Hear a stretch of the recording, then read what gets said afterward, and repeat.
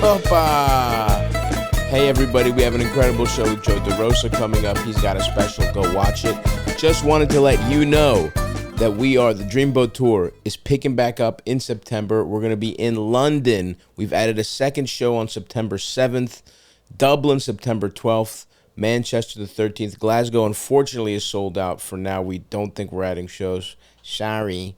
Memphis, Huntsville, Chattanooga, Knoxville, Asheville, Greensboro, Wilmington, Myrtle Beach, Austin, and Boston in America. And then we will be announcing more dates.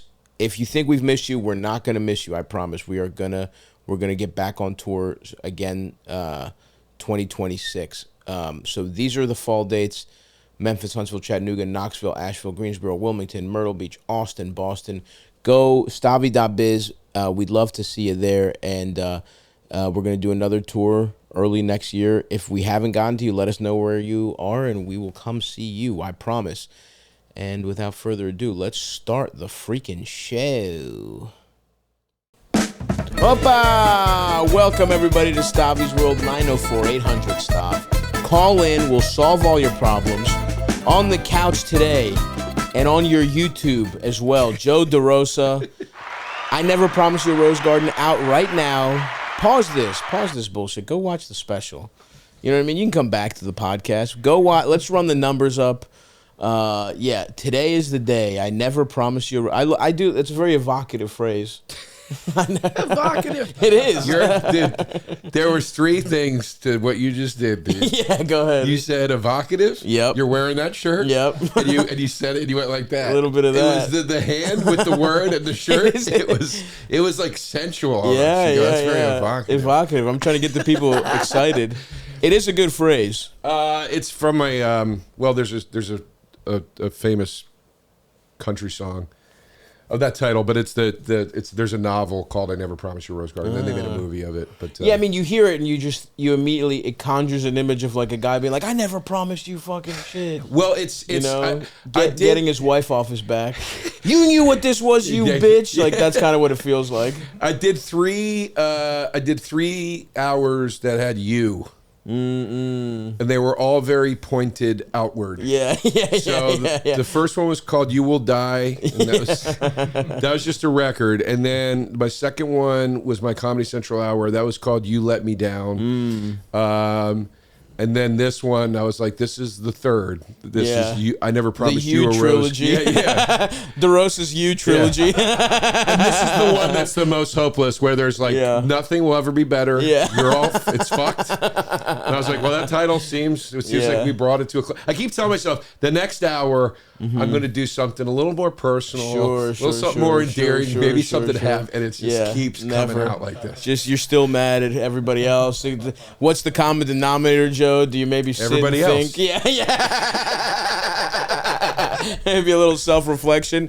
Not on this special, folks. No. But I'm excited. I remember one of those because maybe it was the first one, the record. Did you have one where it was like you also included trying to record it and it going horrible? Yeah. So the first, because I remember this. That's the second disc. Of the it was 2 discs, and the second disc I called it At the Mercy of Drunks, and it was it was us trying to get the record done, but the whole audience was shit-faced. Where would you record it? Because I remember this. I remember this this was maybe right when I was about to leave for New York. This must have been like 10 years ago. Did this come out? Probably 10, maybe 30. No, 12? No. Like God, I still lived in New York. There was probably 15, 14 years ago. Okay, it was a while ago. Interesting. I was working as a paralegal, I think, because I was just listening to a lot of albums, and I remember listening to that one, and it did it was like, where was it recorded? So the disc that's the actual hour was recorded at Star Bar in Atlanta. Okay.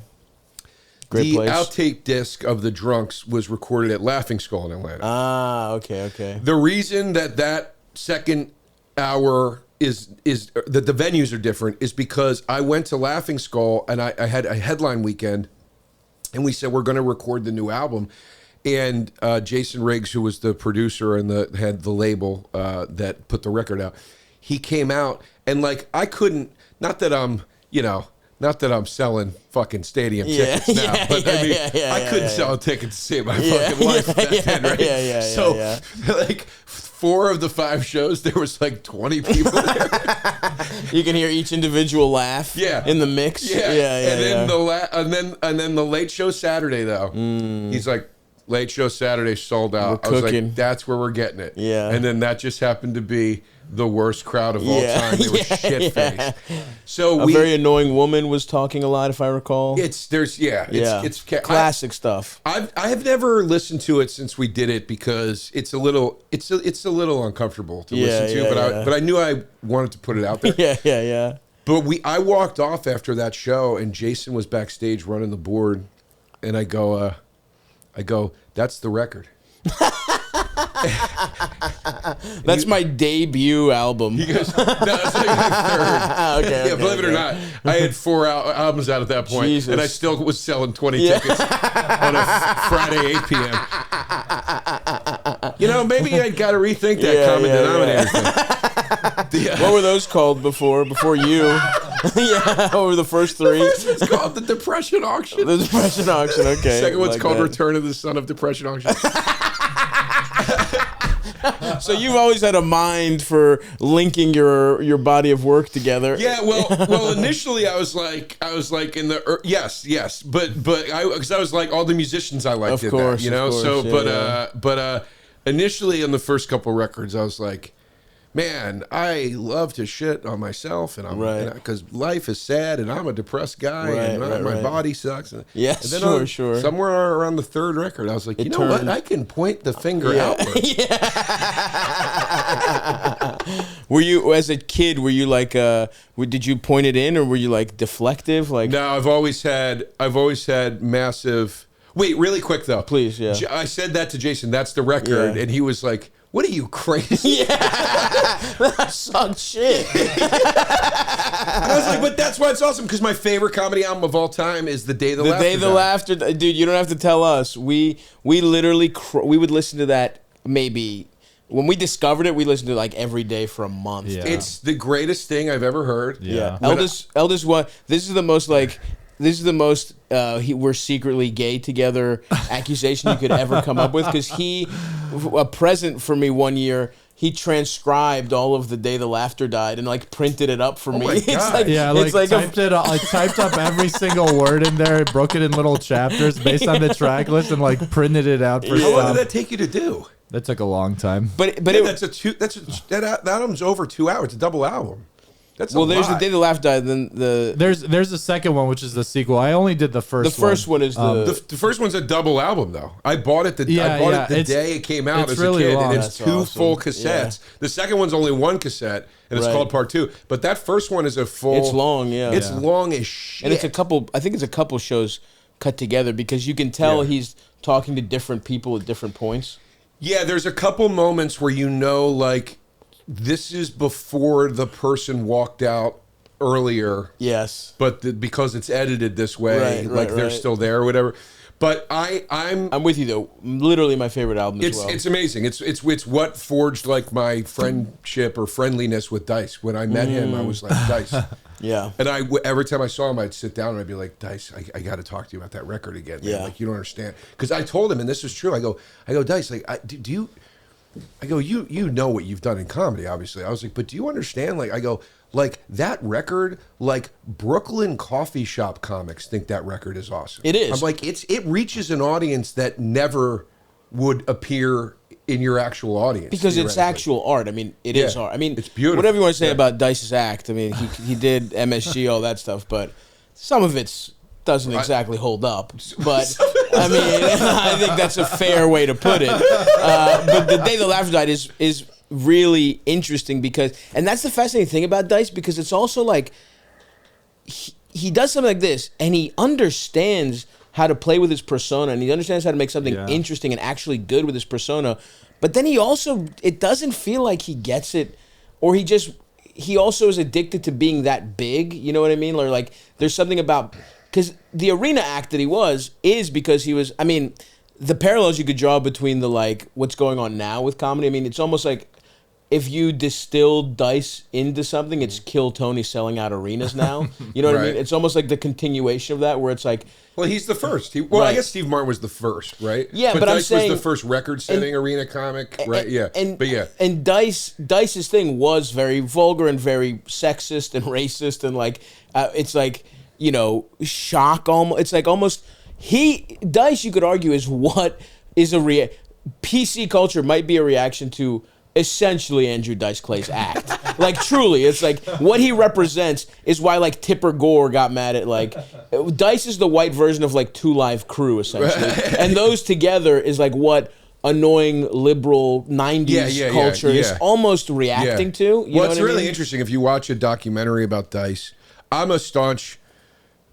for better or for worse, free speech believer, right? I'm like, it's got to be everything or nothing. Sure. I'm not saying I think it's great if a guy runs down the street screaming, "Let's all kill each other." Yeah, but you know what I mean. Yeah, but you should be able to fucking say whatever you want. But it's interesting if you watch like a documentary or something about Dice, because the contrasting opinions, both arguments are very interesting to me, because you have people saying like, well, at this time, this type of humor, I perceived it as quite dangerous because these are things that were happening socially, that this was in this person's opinion, whoever's saying this was fueling it, or this is one of the things that was fueling it. And then there are other people saying, no, man, that's the point. Like, it's self-effacing, it's ridiculous, it's over the. It's a very, very interesting argument with comedy. His fucking audience did not understand that. And this is cover the guy who was on Cumtown, and we had plenty of people who listened to it because the joke was, this is ridiculous, we're being over the top. But a lot of just racists also listened to it. What I love about The Day the Laughter Died is that's that's on the second one too. But that one, that's the one thing where he turns the gun on himself. Absolutely. He says, like, he drops it a couple times and he's like, come on, stop egging me on. Yeah. And then, it ain't about being, what did he say? It's not about laughing, it's about comedy. The best part is like people are like, do the rhymes. Petty, dude. Yeah. Sorry, what's that? Oh yeah, well, the best part is like what people are like, do the rhymes, and he just kept saying no. And he's like, that's not what comedy's about. It's you don't have to laugh to enjoy it, I think is the quote. He's like, that's not what comedy's about. You don't have to laugh to enjoy it. And then a split second later, he's like, hey, what's she doing down there? Yeah, hey, she's sucking dick, isn't she? Yeah, so he says this like profound thing and immediately follows it and up. And then a woman is like, kneel down, is like, what's she doing? She's sucking dick, isn't she? I remember the way he says that. It's like locked in my head. But that's what's beautiful, you know. When he goes, I think it might be during that thing about the laughter, not comedy. Yeah. Or comedy, not laughter. You don't have to laugh. And he just goes, he goes, because I guarantee you I'll be the last person to leave this room tonight. Like, he's so hell-bent on alienating everybody. And then some guy in the back goes, why? Yeah. And he just goes, I got nowhere to go. Yeah. It's really great, but it is fascinating. Yeah, Dice is a fascinating figure for that exact reason. He is, and like I firmly believe, despite however anybody interprets what he does or whatever or did or whatever, my belief in him as an artist is that he gets it. He knows what he's doing. He's aware of the exaggeration and the joke, and that's what makes me respect him. And I'm not being diplomatic. Like, that truly is what makes me respect him greatly as a comic, a person, and an artist. And that record, the second one, the part 2 is fucking insane. He gets into an almost fist fight. It's insane. You lose a little bit of the magic because it's become now too self-aware on some level. It's wild, the second one. And then he also has some legitimate show business gripes on that. Like, I remember he's talking about Siskel and Ebert. Yeah. He's like, Siskel and Ebert, the fat pig and the bald fuck. Yeah. And he's mad at them because he had that movie, The Adventures of Ford Fairlane, that they fucking destroyed. Yeah. And it probably, I mean, I haven't seen, we actually really should watch that movie. Oh, I can't believe we so haven't fun, seen dude. it. Yeah. It's like a comic book. Yeah. But Dice is the superhero. Exactly. It's insane. It's great. But he says on that album, there's a moment where he goes, it's the Siskel and Ebert thing. And he goes, I ain't mad. I'm paraphrasing, but he says, like, I ain't mad that they don't like my career because right now I ain't got one. Because it's like after the fall. Yeah. It's heavy. That that's- one, you're like, the first one feels a little more like an experiment. Yeah. The second one feels a little more like, let's do it again. It But just doesn't have the same juice. It's still good. but there's an anger behind it or something. There's Yeah. and that's the thing. It's not an artistic exploration, which is what the first one is. The second one is, it's almost like you're trying. It feels a little like it's what happens now with like serialization and stuff. It's like, it almost feels like a cheap reboot of like he's just trying to capture the magic a little bit. And I think the anger and the legitimate, like, because he on the first one he's almost mocking his persona, and on the second one, and this is my problem with it, is that you sense that he does, maybe he doesn't think he deserves it, but he wants to be that famous. He wants to be like lauded. He thinks he at least wants to. I don't know if he thinks his art deserves it, but it's almost like he is saying, no, I'm actually good on that one, in a way that's not the spirit of the first one. The spirit of the first one is like, this is ridiculous. There's a playfulness to the first one. Yes, there's a playfulness. And the second one, there's definitely not a playful, like, it's, which is interesting because Rick Rubin did both. Mm-hmm. And I feel like, that's an interesting energy, though. I will say. Here's what I appreciate about the second one, as uncomfortable as I find it to be. Mm-hmm. I did a thing with my friend Scott Moran. I forget what the name of the series was, but he used to do this YouTube series where he would take a comic and he would say, okay, I want to get video of you doing this bit that I like that you do, and I want to do a mini sort of doc around the bit. Oh, I remember these videos. They was like 15 minutes Those long. were cool, yeah. Those were coming So, out, like, yeah. you know, like Rory, one of the ones I really remembered was Rory Scovel had a big thing about Batman, about how much he loved the Christopher Nolan Batman movies. And then they were going to go see The Dark Knight Rises, modern comedian. They were going to go see The Dark Knight Rises on the day it premiered. And then the terrorist shooting happens. Oh, wow. And so it becomes about them reacting to the news versus going to see the movie. Yeah. But Rory's Batman bit is still at the center of it or whatever. Right. So mine was about, I had a thing about nurses. So 12 years ago, because that's when this out. Yeah, I remember album, this. I had a thing about nurses because my mom had gone through breast cancer.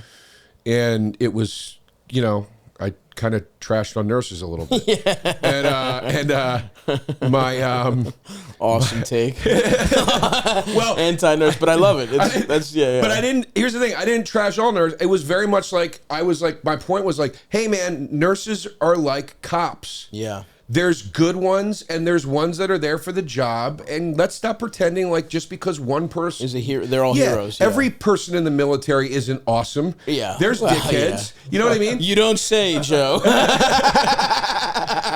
But no, you're I'm right, also though. a guy that, like, if I meet a soldier in a show, I say thank you for your service. Like my dad and my grandfather served. Like I'm like, thank you, dude. I respect it, but it doesn't mean I don't think it's out of the realm of possibility that somebody might be in the barracks for the paycheck. Yeah. You know? Yeah, of course. So anyway, But you're right, though. Nurse really is female cop. I mean, it's the equivalent. Wait a minute. It is. Wait. On the day of the special coming out, let's not go back. I'm down sorry. This road. Yeah, I know. We're promoting your special. I asked you questions about an album from 15 years ago, and then we talk about Andrew Dice Clay for 35 minutes. and then bring up the time you got trolled and pissed off a bunch of people. Let's reopen that can of worms. Folks, it's summertime. It's the season for fun activities, going out, hitting the beach, hitting a road trip, strolling around town. The problem is it gets a little hot, gets a little sweaty. You want to be comfy. You want the best underwear man has to offer. And you know who brings that to you? Our pals at MeUndies. They got the micro modal fabric. Not only is it soft, it keeps you feeling cool even at 90 degrees. Feels like your little boys are under the AC the whole time. I can vouch for it. I recently took a little trip to Los Angeles. It was quite hot. I was rocking my MeUndies all day, and I was walking all up and down West Hollywood. I was hiking up their little Runyon Canyon. Whatever it was, I had MeUndies with me. Not only are they comfy, not only do they have the micromodal fabric, they keep you cool. Cool styles. We're talking the summertime styles. You know I like to flex a little bit, show off, flaunt it. if you want to flaunt it, MeUndies got it for you, and they got all types of cuts for you as well. Right now, listeners of our show, you can score sizzling summer deals like up to 50% off at MeUndies.com/Stavvy and enter promo code Stavvy. That's MeUndies.com/Stavvy, promo code Stavvy for up to 50% off. MeUndies, comfort that's made for summer. I actually talk about this on the special. I talk really? about when I got the backlash for this. Oh, wow. But the point of the, which is odd that we got onto the dice thing and now this. Yeah. Because my episode was the nurse joke that I got the online You're looking backlash plump about. in that one. Yeah, I know. You're looking like a little fat boy. I know. Hey, the shaved head. I know. Like a little I forgot about the turtle. shaved head era, yes. But the bit in this is the thing that the clip came back out again a few years ago, and I got super. There was a whole big backlash to especially me after online. COVID. And yeah. Everyone was sucking nurses off. And then I actually talk about that in the new special. But this is the original bit that nobody ever heard for 10 fucking years, whatever it was, 15 years. But anyway, don't play the bit. But my point is he goes, I want to get that nurse bit. That's really interesting. And your mom's going through cancer, and this is a great story. And I said, great. And we went, and he shot me at Broadway Comedy Club. Oh, my God. Yes, of course. And the crowd sucked. Of course. I mean, of course. Yeah. It was the Broadway Comedy Club. Yeah. And, dude, some lady, like, heckled me during the nursing bit, and I lost my fucking shit. And I'm like, my fucking mom is sick. Who the fuck do you think? You think I'm not going to fucking talk about this? You fucking bitch. Right? And as soon as I said, you fucking bitch, I was like, I lost it. Yeah. You lost the high ground. You really did. Yeah. Yeah, that's like my hand slipped off the wheel. Fuck shit. Hydroplane. Yeah. Son of a bitch. Yeah. But yeah. And Scott was like, and then we got in the car and we were going to go to do another set. And I go, we got to get that bit. Yeah. And Scott goes, no, dude, Damn. this is the story. Yeah. And I was like, Scott, there's no fucking way. Because at the time also, like, these were big. Like, people were in comedy knew about these, like, comedy fans. And YouTube now, we're used to fucking something having, like, 1 million views. But, like, 15 years ago, you had 30,000 views. That was a big YouTube video. Yeah. You know, so these were actually, this was like kind of like a cool, I remember being such a comedy nerd at the time, and, like, I liked these videos. I remember those videos. They were great, man. And he was like, this is the story. And I was like, no, dude. And he was like, I'm telling you, dude. And then he came to my house. He made me watch the clip. He shot me watching the clip, reacting to it. Excuse me. We talk about it. Even after it was done, I was like, Scott, don't put that out. And then he called me and he goes, I just showed it to Rory and Sarah Schaefer. And he was like, they were both like, dude, it's fine. Yeah. Like, it's okay. Like, it's like you're like. So anyway, here's what I'm getting at. Yeah. That second Dice record, I feel like there was a thing behind it with him and Ruben, where I'm theorizing, but like maybe they were like, hey, dude, that was a little unhinged, but hey, we captured like a real emotional moment. You're absolutely correct. Is that like, do I love the first one? To me is an untouchable, unimpeachable masterpiece. Yeah, right? Exactly. Yeah. The second one is a flawed but interesting piece of art because you can't recreate that, but it also did capture, and that's why it's also interesting. Yeah. The first one is like, we're playing with this persona of a guy who was selling out arenas and who must have some ego about his art, but also, you know, you could argue maybe there's a reading of it where he's being opportunistic, and he didn't, my guess is he didn't expect his brand of humor to take off to fucking arenas, right? So now he's being reflective, and it's interesting. And the second one is, now you get this portrait, and you can only really do that when you're secure, right? You're like, I'm rich, I'm selling out MSG. Let's have fun with my persona in a way that I'll never get a chance to do ever again. And the second one is like, you don't ever really get a true window into what it's like to lose it all. I mean, dude, even if it's an interview, it's manicured, and even if they're being open, but on stage when you're trying to be funny and it slips out, you see the reality of how mad he is, and that is very valuable and interesting. It's like, I can't imagine what that does to your head. This happens to him in his 20s. Yeah. So he's an adult, but he's young. Yeah. This is why, by the way, this is exactly why I'm like, hey, Shia LaBeouf is apologizing. I'm listening. Imagine if that happens to you when you're 15. Right. Or whatever. I'm like, yeah. Do you think the guy might have done some fucked up shit? Weird shit. Like, what the fuck, man? Sure. I'm not excusing behaviors, but it's like, I can understand somebody might get, like, pretty fucked up. For sure. And, like Dice, it's like, I can't even fucking imagine. Dane Cook told me a story.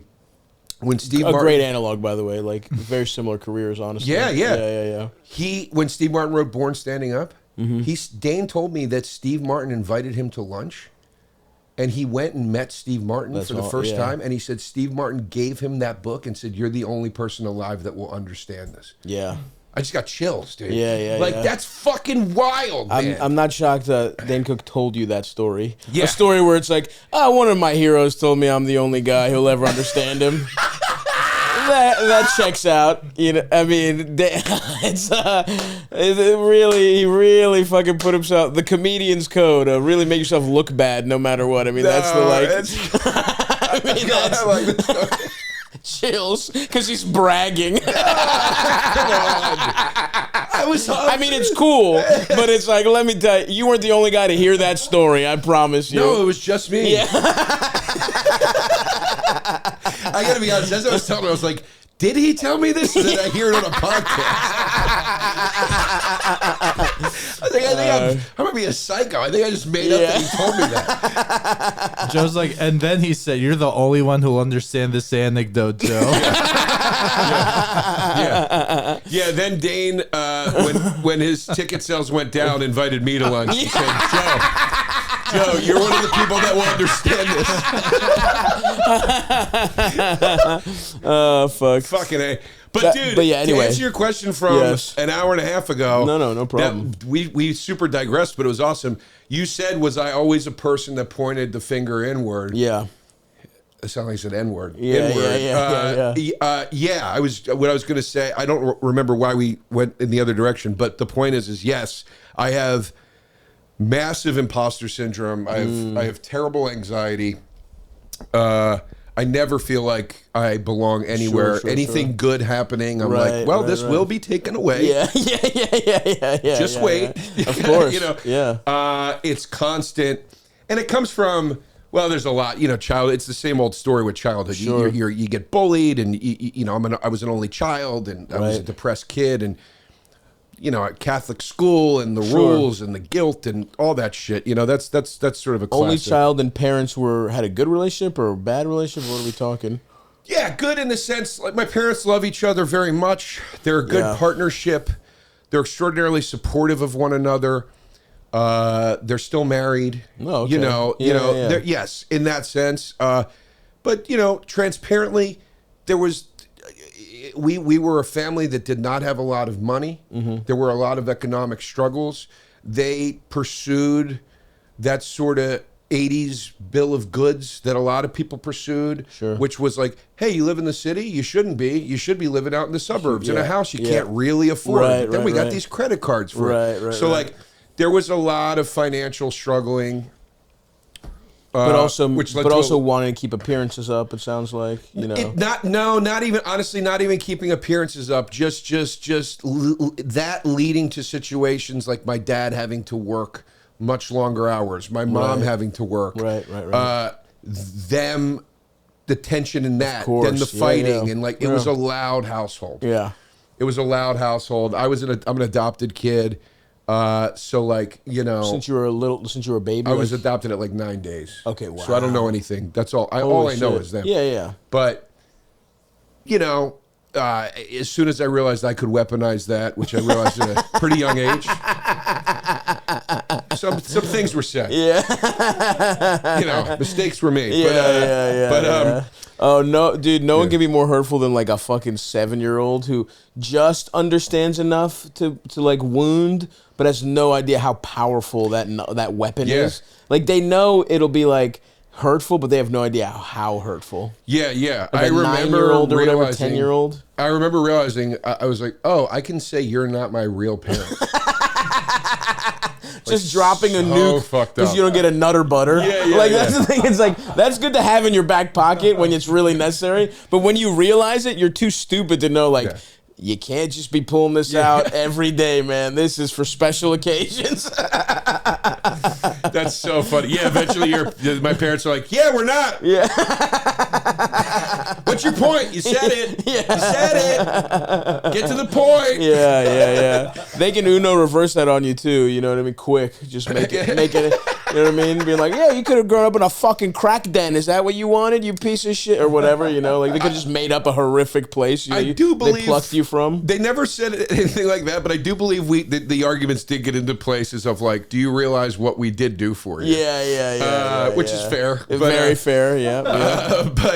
But it was yes. They have a good marriage, but they come from emotional backgrounds. My family was an emotional family growing up. It's something I have had to deal with in my adult life a lot. It's a thing I've had to work on. I am being too emotional. You mean like getting too affected, too high and too low?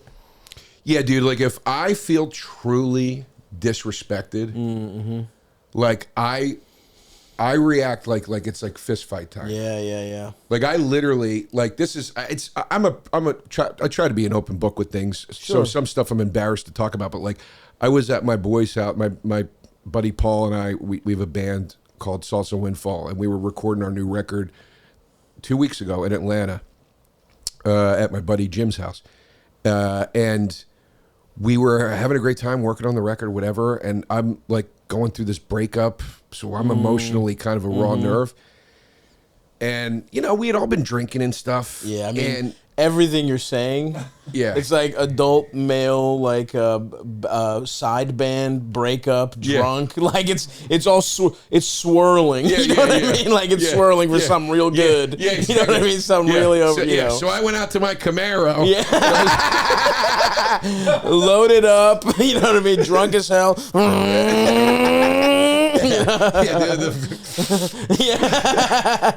But I'll show you, bitch.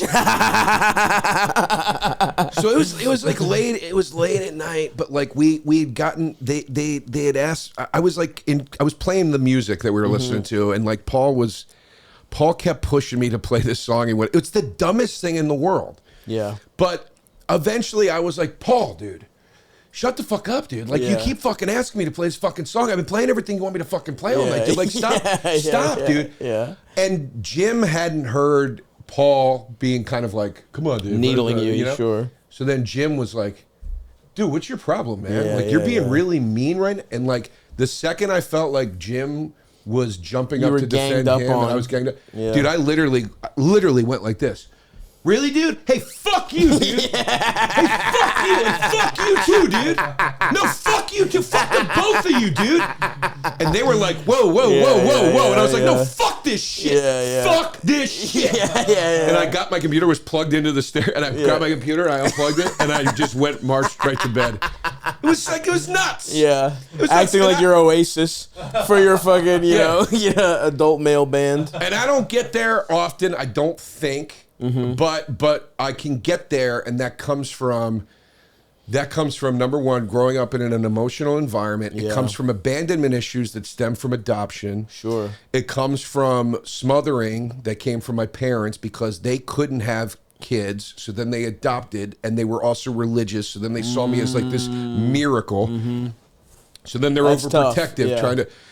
So it's a real cocktail, but it is a thing where, like, and then I have imposter syndrome and all this stuff. So it's like, if I feel like in a moment like somebody has like betrayed me, sure, yeah. I'm like, I like that's when the real or ganged up on, like if you're singled out. Or something ganged like up that? On if it's ganged up on like I'm not a pussy. Like I can take getting my balls broken and getting made fun of and getting trashed and all that. I've had. You know, fucking Keith Robinson and Norton and DePaulo and Patrice and Burr I do feel circle like, around me and shit on me, and I can laugh about it. Yeah. I'm not. That's fine. But if I feel ganged up on, where it's like in a true way, like an emotional way, like people, like friends, you know. Like for instance, if when you and I before the show were having a little more of a socio-political discussion. like if you and I were having that debate or discussion and it started to get a little energized, if there were other people in the room that were like, well, Joe, you need to fucking calm down. Like when I feel like it's like, oh, you're all going to fucking, oh, okay, I see what this is. You know what I mean? Like, fuck all you people. Like, sure.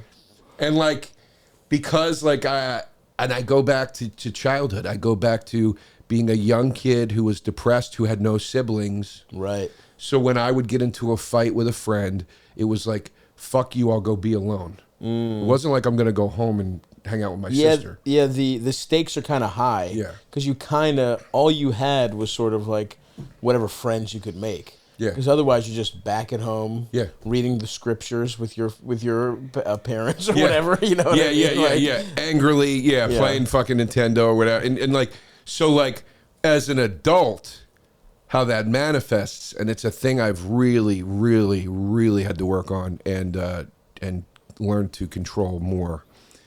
As an adult, that manifests as, I'll burn this whole fucking thing down. I don't care. I'll be alone. Yeah. That's my default, is nobody around me. Yeah. So who fucking cares? Yeah. So even though you probably don't mean it, right? Like, you'd much rather be around. It sucks. Yeah. It sucks. Right after it sucks. Yeah. Right after, in the moment, it feels like awesome. the righteous sword of God, dude. And then I'll burn every bridge. I don't fucking care. Yeah. 2 seconds later, it's like doing it. It's like doing too chunky of a line of blow. Yeah. Oh yeah. As you're doing you feel you're cool like, as shit. You're like, I'm gonna fucking roll. Tony Montana, dude. I'm so cool. And then you're like, my fucking head is burning. I have too much energy. Yeah. I'm tasting half of it in my throat. What a fucking mistake. But yeah, dude. So I don't know. Are you like you're the only time I've ever seen you get I don't want to say the word aggravated, but like I guess emotional is a word because like getting hyped up, that's emotional. Sure. But the only time I've ever seen you get charged or whatever is sometimes when you're talking politics. When I missed the cheesesteaks on tires. I was like, what? I was in the bathroom. Why didn't you fucking get me one? The fucking lady came by already. She's 10 minutes early. Yeah. Where'd Stav go? I don't know. He called the food lady a fucking bitch. Left. Said he quits. America the Beautiful, a country of entrepreneurs. We know it can be hard, very intimidating to start your own business. I started this business. It was pretty much nothing. It was just me driving a shitty car to shitty shows and making like $100. What helped me slowly I grew over time to this multimedia empire you see before you. And a big part of our success was Shopify. That's right. Oh, what's that sound, Eldis? Oh, we hit another sale on our online store thanks to Shopify. One of the first things that made me money outside of actual performance was my calendars, was my merch, was my t-shirts. It used to be so hard for me to do that. I had to keep it all up here. It was a very, very poorly run business. I probably barely made any money, if I'm being honest with you. What's helped us grow since is Shopify. Our store now, it's easy. They keep track of everything for us. It's easy interface for our customers. You'll love it if you have anything to sell. If you want to accelerate your business, go to Shopify. Get the word out like you have a marketing team behind you. Easily create email and social media campaigns wherever your customers are scrolling or strolling. And best yet, Shopify is your commerce expert with world-class expertise in everything from managing inventory to international shipping to processing, returns, and beyond. If you're ready to sell, you're ready to Shopify. I'm excited. We've been working on the 2026 calendar, and it's going to come your way thanks to our pals at Shopify. So turn your big business idea into with Shopify on your side. Sign up for your $1 per month trial and start selling today at shopify.com/Stavvy. Go to shopify.com/Stavvy. Shopify.com/Stavvy. No, but like I've seen you talk politics and I've seen you get charged up. That's literally the only time. Like, do you get like that in any other area? Yeah, I mean, I definitely have tried to stay. I mean, I definitely have an anger my whole family has kind of an anger problem, and I've been very cognizant of that. my whole life to just sort of keep that at bay. I still feel, I mean, it's funny because I will tell friends of mine that and they don't believe me because and which feels good, right? Because that means like people don't see that. I've been able to like keep that kind of, sort of hidden or whatever. But, I try and not get too hot, get too extreme because I think I came from a situation where no one talked about emotion or feeling, and then the only way it was acceptable is if you just push it down until it explodes. That's how everyone in my family dealt with shit. My dad has no ability to understand how he feels about anything. And you can try and explain to him, and he's like, no, that's not true. It's like, he'll clearly be sad about something. It's like, hey, go talk to that person instead of stewing here but he has no concept of that. And I've tried in my own life to sort of do away with that and just sort of, But yeah, well, that's great. But I will say this for the listeners, just so there's more to me than rage. Yeah. I have that emotion in every direction. Sure. I cry at least once a day. At least once a day. Lately, it's been over breakup stuff. Lately, when at the time of this recording. But yeah. But dude, some days I swear to God, dude, it could be the right moment in Star Wars, and the nostalgia hits me, and I start crying. It could be a commercial that's like what but I cry once a day at least. Mm-hmm. And then like the laughter, like sitting here with you laughing this fucking hard. Yeah. You know what I mean? One of my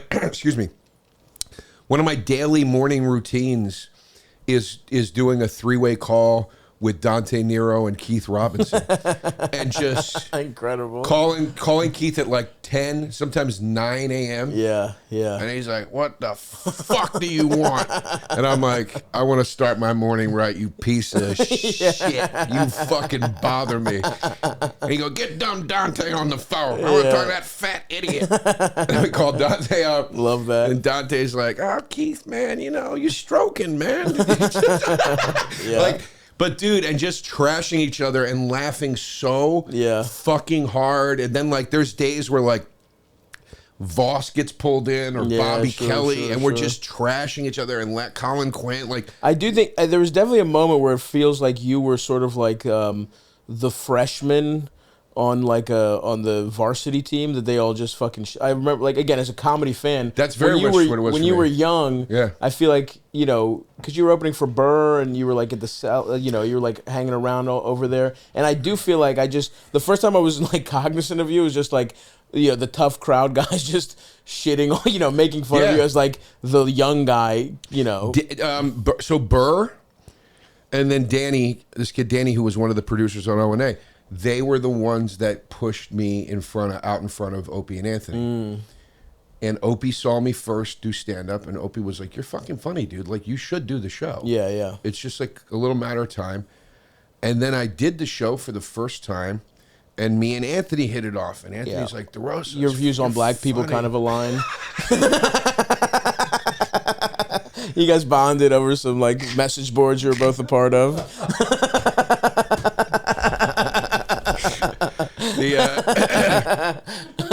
We talked the dark web, and but he and I hit it off quick, and then like and Burr was really behind me, and Burr was like, "I fucking Derosa, this kid's funny," Yeah. And dude, I was with Burr. I was talking about this the other day, man. I used to open for Burr. I opened for Burr. First sold out club weekend he ever did. That's awesome. First theater he ever did. Wow. First Madison Square Garden. Wow. I was with Burr through the entire, I was awesome with him, and it was fun to be a part of that. Totally. But yeah, I very much became, mostly because of Opie and Anthony, I became the sort of like, dude, Burr used to call me the Teen Idol Sensation. That was my nickname. Oh, no, because I was like the young guy. Right. And I wasn't quite part of, if they did a story about Opie and Anthony in a magazine or something, sure. or when they did the Traveling Virus tour, I wasn't quite fully in the way all of the Mount Rushmore guys were in for them. But I was the kid, and I was like, you know, and like almost like the protege of those guys or whatever, and it was that toughened me up a lot. Yeah. You know, I'm not gonna say there weren't times where I didn't get my feelings. Oh my God, of course. But that toughened me up I a lot. just opened for opening for Bobby, Yeah. let alone 8 of those guys. One time Bobby called Colin Quinn on speaker, and they were just kind of shitting on me together, and I was like, "Phew, this is brutal." Just Quinn kind of checked out shitting on me with Bobby. It was like still something I think about. Sometimes I'm like, "Damn, they got me good." I can't imagine 5 of those motherfuckers just using you as a piñata. It was the worst one ever. The worst one ever. I've told this story so many times, but it's the worst one ever. When I first lived in New York, I had a beard and like almost afro-y That's hair. an awesome look. Yeah, I looked way more of my Arab. Yeah. Why don't you look up Joe Derosa beard? Let's see if we can find that, Eldest. You'll find something. Let's see if it's up. Just here. comes up with every girlfriend you've ever had. Nothing.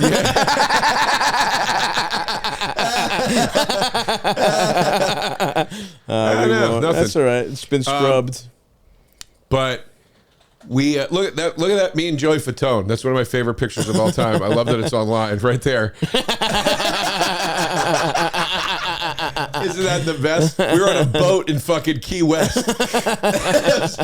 We were shit-faced. Shout out to Fatone. Shouts out to Fatone, man. Shouts out to Brian Quinn getting us all down to Key West, man. Joey Fatone, cast member of My Big Fat Greek Wedding. Yes. That's all he did, though, right? Yeah, that's it. No, but he, Patrice, so I had a beard and froey hair. And they were talking about some shit at the cellar, and I was just like sitting there, and it was like I didn't even know Patrice yet. Yeah. And I chimed in, and I was just like, yeah, that's kind of like, that's cool, because that's, and dude, he literally went like this, because I'm like over there. He went like this, he went like that, and he goes, shut the fuck up, you halfway through a werewolf transformation. Yeah.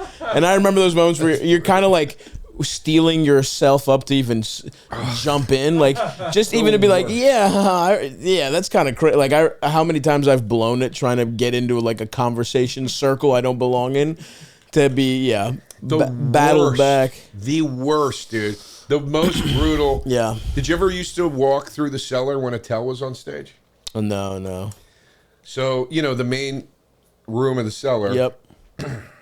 The McDougal one. The only bathroom is downstairs. Is downstairs through the showroom, right? So if you go to the bathroom, I'm explaining for people that don't know. If you go to the bathroom, you have to walk literally through the crowd. Yeah. Directly. It's pretty horrible. Yeah. It sucks. And most comics are very cool about it. Attell would stop whoever it was every single time. Yeah. And then throw you into something he was riffing on. And if you were not, I remember one time he was like, Joe, I don't know, the redhead, I'm calling her clown pussy or whatever. And he was like, he's like, what do you think of that, Joe? And I was like, well, and I didn't even get the sentence out. And Attell just goes like this. He goes, leave. I'm like, you fucking stop me, you fucking asshole. Yeah. You're trying to get out of complex thought. You're trying to get out. I don't know what to do. Everybody's looking at me. It feels like you walked into a boardroom meeting at a hotel by accident, and everybody's like, what are you doing? Like, oh what? My God, it's the worst feeling. That's fun. I mean, were you always like somebody, because it also sounds like though, maybe that was something, I don't know. My guess is, like you're saying, adopted kid, only child. Maybe not just in this, but in other stuff. Were you like looking to be a part of like, whether that's a team or like, these sort of like, almost like stand-in family situation? Because that does feel like that a little bit. The little brother in like a little group. There's a nice part of that to me. I am very, very, like, I'm not kidding, dude. Like when I said I'll cry once a day. If I talk about my friends, I will probably start crying. Right. If I talk, because we all know a lot of people, And we all have a lot of acquaintances in this life. Sure. But like when I talk about like my friends, like the people I know, like that love me, like that have my back, I'll start fucking crying, dude. Yeah. I will start crying, dude. I told Ari, Jesus Christ, dude. I told Ari 3 weeks ago. There's a person that was in me and Ari's life that introduced. It was our manager at the time. She repped both of us. Her name was Sam Safer. She's alive. Yeah, sorry. It sounds like something horrible happened to her. But she repped me and Ari, and we did Edinburgh together. Me and Ari were doing Edinburgh at the same time. And you got to find a place to live, and you got to find people to live with and stuff. And she goes, "I want you to live with Ari." And I was like, "No." And she's like, "Why?" Because I didn't really know him. And I was like, "No, he's like that guy, like he's always like he's the whip his dick out. I don't know what the fuck he's gonna do." Like, sure. She's like, "He's a great guy. Just trust me. Just trust me. Just trust me." And I'm like, "All right." And I was like, I knew him, but like, sure, not like that. We lived together. That trip, he was like such a rock for me, and that's like where like a best friendship started. You know, he's like going to be one of my best friends till I die. Sure. And it started there. And we were out having a couple weeks ago, and I told him while we were outside, I was having a cigarette, and I was like, I will always love Sam because of you. Like yeah. I almost start crying right now. Yeah, you're tearing up. Like, yeah, dude. And it's about Ari fucking Shafir. Jesus Christ. Imagine if it's an actual good person. Yeah, I was going to say. Imagine if I was talking about a human being. Not some sort of lizard, man. But dude, I was like, this is because of you, dude. Yeah. You know, I was talking about it with it's funny, the person that I was dating and involved with that we had broken up and we're on good terms. But I was telling her, I was like Matt Edgar, who's a great guy, great comic down in Austin now. Matt's become one of my best friends, and I was like, do you realize, brother? I was like, me breaking up with somebody gave us our friendship because you were the dude I called because I needed advice from somebody that was in Austin, and I thought you'd be able to give me that advice, and I didn't know you well enough that I literally had to text you and say, "Hey, brother, can I hit you for advice?" Yeah. Is that weird? Yeah. And you were like, "No, brother, not at all." And you called me and you talked to me for 90 minutes, and every time I've had a problem, you've talked to me for 90 fucking minutes. I go, breakups are terrible, man. They're emotional. They hurt. Like, yeah, I mean, if she's still underage, I mean, you got to break it off, man. I mean, if she's threatening to go to the police, I would cut it off. I would delete all the text messages. Snapchat too. It's not, we learned that the hard way. Like, Snapchat. No, dude. But we're 2 months closer. So you're saying not even hand stuff until she's 18? Definitely not mouth. I get not mouth stuff. That I get. Mouth, but come on. What if she wore gloves?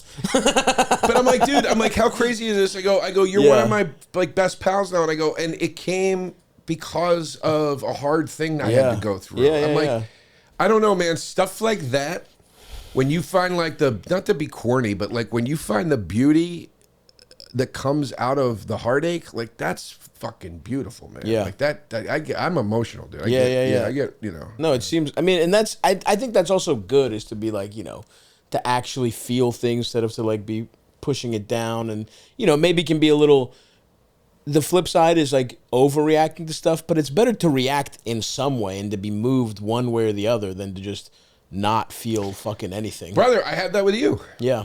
I have this with you. I have this exact thing with you. You and I went we were friendly. Sure. We were pals. We were whatever you want to call it. The moment I was like, Stav is now my friend, was the day that I was having a thing that I was dealing with my parents. That with your parents, yep. And we were on set of Tires, and it was like 6:15 in the morning, some ungodly hour. Early. Yeah, and like, I just was like, brother, dude, like, I know you come from a big fan. Can I talk to you about this? Because I was like, this shit is distracting me. Yeah. Man, and I don't know what to do. And like, You're like, yeah, dude. And you talked to me. You gave me such good advice. The care was there. It was beautiful, dude. And then I remember, this is the little shit I remember, dude. I remember the next time I saw you on set after that conversation was the first time you, every other time I saw you, it was like, what's up, dude? What's up? The next time I saw you, you went, my boy. Yeah. And I was like, there's like this new bond, man. It was beautiful, dude. Like, I really, really, I cherish that shit. Yeah. No, it's good. And I mean, we do, it's, I love giving advice, but I did that in particular because you were fucked up about it for sure. I do remember that. Yeah. And parents, that is hard. You know what I mean? It's hard. Parental shit is always difficult, and it's always nice to get a different perspective for sure. Absolutely, dude. Absolutely. So I don't know. You're a deep dude. I appreciate it. But yeah. Yeah. About as long as we're talking Andrew Dice Clay, as long as we're talking types of lo mein, I got some serious. What's your favorite kind of? I'm off lo mein. You're not a lo mein guy. I was. What do you do? Chow fun or? Yeah, I went to the thinner noodles. The lo mein. Thinner. Yeah. I like. If I'm gonna do anything, I'm gonna go thicker. Actually. Isn't Chow Fun is the thick one, Chow right? Fun is like those thin, thick ones. They're wide. I don't like the angel hair ones. I like chow mein. I like the extremes. I like either the thin or the big flats. Yes. There's something about the lo mein. It's just the right. It's just the certain size of it. I'm like, it's getting in my way in a weird way. It's hard to explain. I don't mind the kind of the thin, size of them, but I wouldn't mind them being a little thicker. I wouldn't mind the little square being a little bigger. I want a more substantial lo mein. I don't want it to I want it to be kind of a. I like that. I want it to be a struggle to slurp it up. And that's What's your lo mein flavor? It depends. I do kind of gravitate towards a beef. Okay. But I'll go shrimp as well. If I'm having a beef and broccoli, I'm going to get a shrimp lo mein. Okay. It's really order dependent. Yeah, I go when I get Chinese food. Yeah, let's talk about this. Yeah, and then let's bring our beautiful brains to the people. Yeah, we gotta help them too. But tell me your Chinese order. I hit every food group. I love that. So I go I get the fried chicken wings. Yes, check. So far we're aligned. Barbecue spare ribs. Oh, you'll throw the spare ribs in there. Every time. Interesting. Okay. Egg roll. So there's your two porks. Yep. We got a chicken. Mm-hmm. Then I'll do like a beef and pepper or whatever it is. Something like that. Sure. And then the noodle dish or the rice dish is shrimp. Ah. So I'm hitting. See, I got it all. I will go a rice and a noodle. I'll go fried rice and noodle if I have to. Really? Yeah. Over the spare ribs. I think we're pretty close. I would just swap out spare ribs for fried rice. Really? See, are you one of these people? Because to me, the noodle and the rice dish is always a side. Yeah. I dated a girl like her main thing was like a fried rice. That's insane. It's nuts, right? It's a fucking side. That would piss me off if I saw someone and they didn't want to share the fried rice. They just were like, no, this is my meal. It's like, what are you fucking out of your mind? You go to a fucking Italian restaurant and just order like butter noodles and nothing else? Yeah, it's like going to McDonald's and being like, no, I eat fries as my meal. Yeah, it's so weird. Yeah, but there's something off-putting about that. Now the lo mein, it is. It's psychotic. I don't like it at all. The lo mein I could see a little more acceptable as a dish. Depending on how big the chunks of meat are. But even that. See, if I'm having lo mein, I also wouldn't mind. I want a little white rice as a side as well. I like to mix. Wait, you want to bring a second rice? Obviously. This is nuts, dude. I like to be carb. I like to have, my perfect plate is lo mein, fried rice, a little bit of white rice, a chicken wing, an egg roll, and then that beef stuff, beef and broccoli usually just get a little roughage in there, Yeah.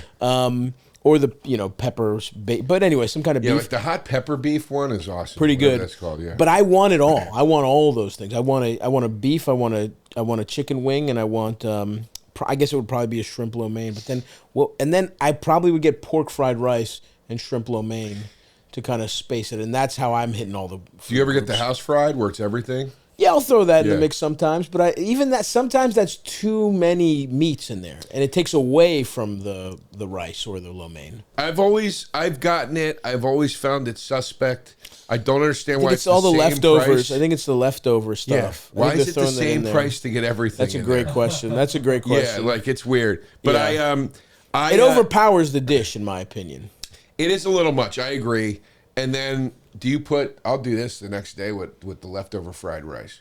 I'll put it in a bowl, and then I mix it up with duck sauce. Okay. And hit a little soy on it, dude. Okay, and that's all right. a whole new experience. I like that. I think, again, the duck sauce can be a little overpowering. To me, the beauty of the Chinese and getting this many things, we're talking about, that's 4 meals right there. Yeah. You know what I mean? Yeah. And I'm going to have 2 back to back, don't get me wrong. But the next day, that's another one. And then there's the maybe when I get the sauces involved, and it's like, it's the last possible scrapings where it's like, the chicken wings have been gone. You know what I mean? Right. The egg rolls are gone. Now we're really getting desperate, and we're scraping little bits of beef from the beef and broccoli in there, and that's when I might come up with like a really fucked up slurry. Yeah. Almost like a stew. We're talking like one of my ultimate, like my rainy day meals and my depression meals are the same thing because they're serving the same purpose.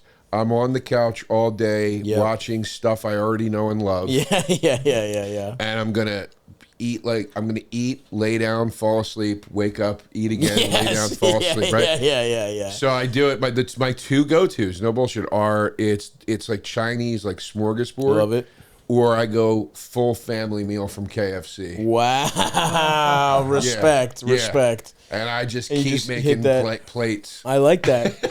I really like that. It's Yeah. good. I've never thought of fried chicken for that, but it could. For me, it would probably be the smorgasbord or a pizza order that also has wings attached and maybe fries. So I'm glad you said that because one other one I will do, I'm not kidding, one other one I will do is I'll get a pizza and a cheesesteak and a hoagie. Ooh, and a hoagie. Yeah. Respect. So I'm having a little Italian hoagie, little cheesesteak, little pizza. Wow. That's awesome. Fall asleep. I love that.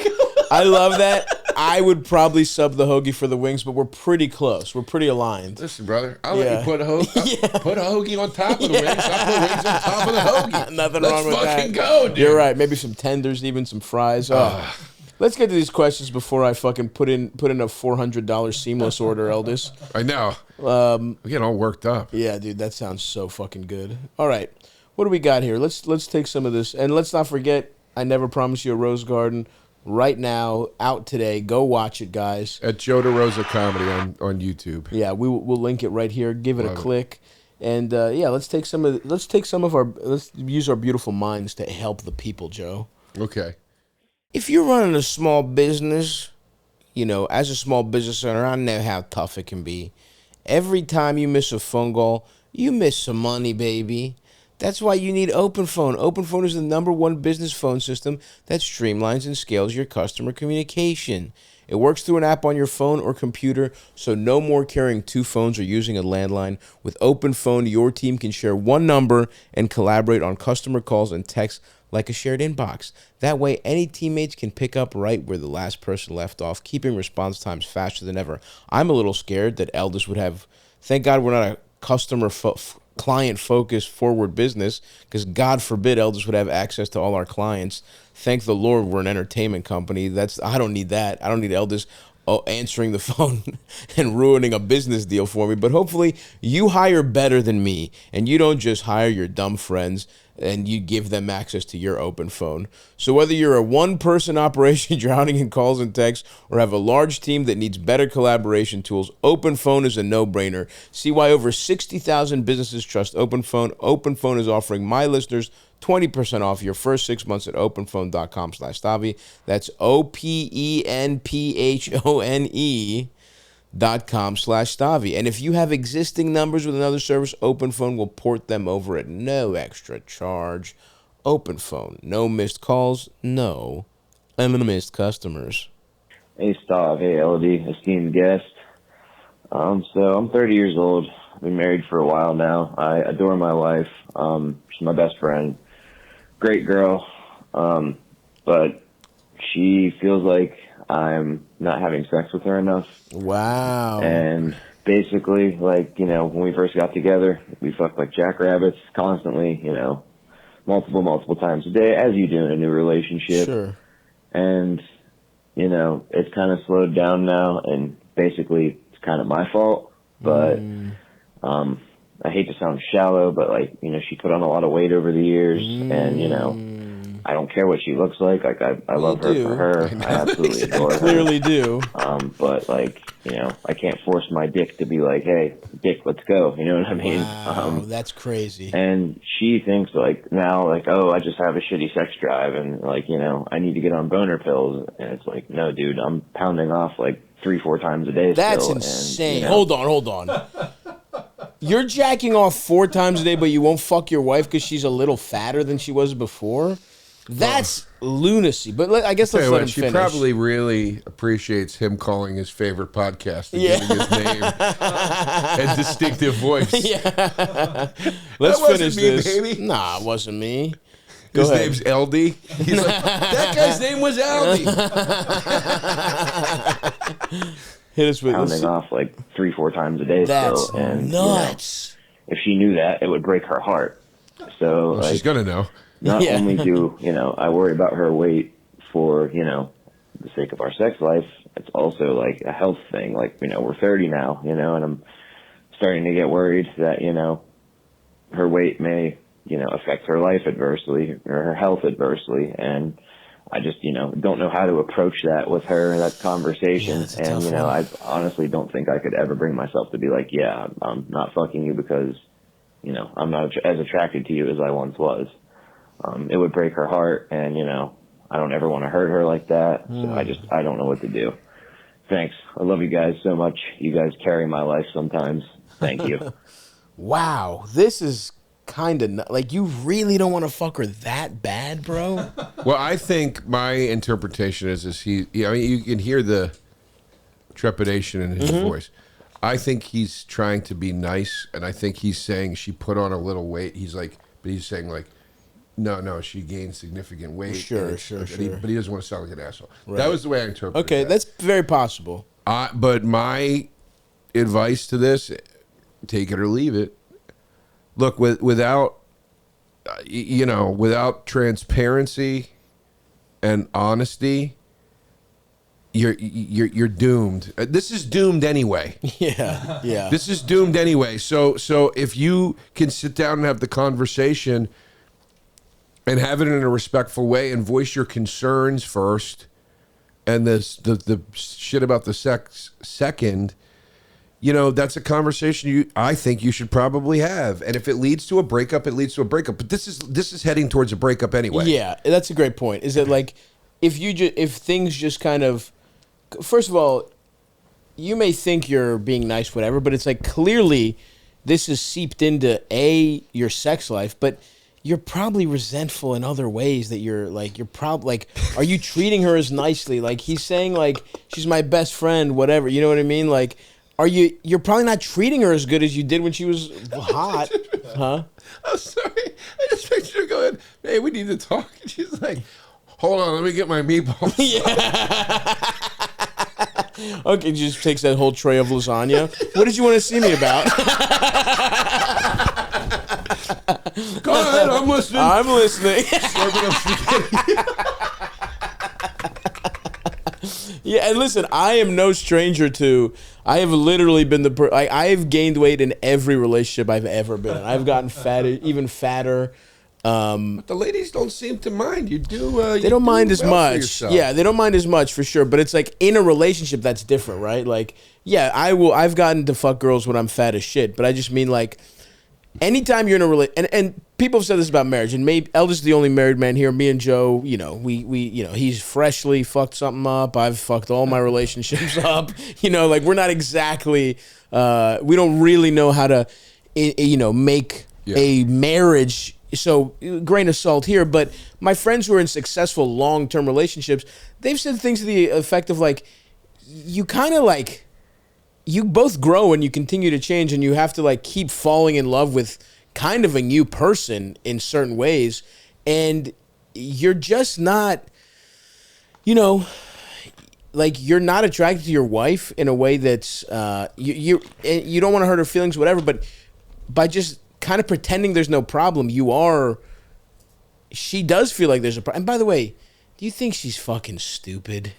Like we live in a world where women are judged about their bodies from the time they're fucking 10 years old. Right. Like she has some inkling here, especially if the weight loss is what is what you're saying, or the weight gain is like really extreme, and maybe that's projection on her part. Like like maybe she is in denial and she's like trying hoping it's like you have an ED problem. But if you won't even be like, hey, like part of this is you could say it's a mixture of stuff, whatever. But I do agree where you kind of have to have some kind of conversation about this. But also, because right now he's like, you're already engaging in behaviors that like would hurt her feelings. Like yes, her feelings beating off behind her back is step one to cheating in a weird way. Like hiding your sex life and pretending your sex life is different. It's like you're basically divorcing your You're turning your relationship into two things where it's like this person that I love, but you're almost like saying you just want to be friends with your wife. That's kind of what you're saying right now. And it's like, that's dangerous, I think. But also, let's hit it from the other side. The other side of this could be she didn't gain a ton of weight. You're just not into this anymore. Right. That's possible.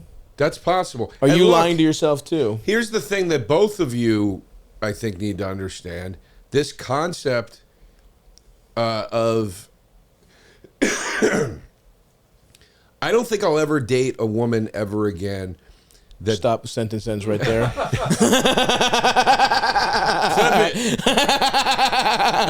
Clip it. We'll do some AI of him kissing guys. I